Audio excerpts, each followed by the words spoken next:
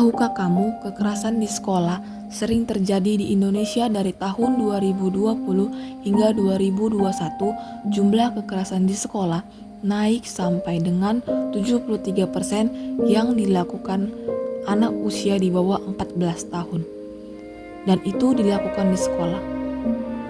Hampir setiap sekolah yang ada di Indonesia terdapat kasus kekerasan di sekolah, dari tingkat universitas menurun ke SMA, lalu SMP, bahkan sampai ke SD. Bagaimana caranya? Biasanya, kekerasan dilakukan dengan banyak hal seperti secara verbal, secara fisik, secara relasional, dan elektronik.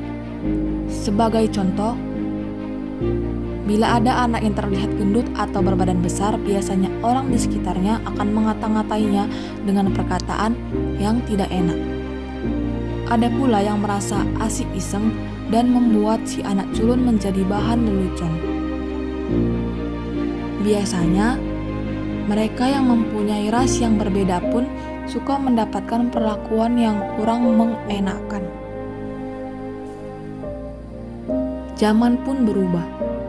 Kekerasan ini pun bisa dilakukan melalui media elektronik atau biasa kita sebut media sosial. Tahukah kamu apa dampak dari perbuatan itu?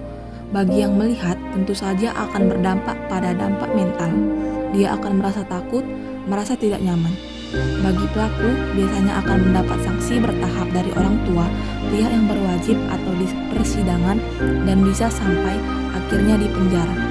Sebagai korban, akan berdampak seperti sering absen dan bolos sekolah, mudah emosi atau labil, sering terlihat ada luka memar, dan yang lebih parah adalah bunuh diri. Apakah kamu siap menerima semua perlakuan itu? Karena jalan kalian masih panjang untuk sebuah kebaikan. Stop kekerasan di sekolah.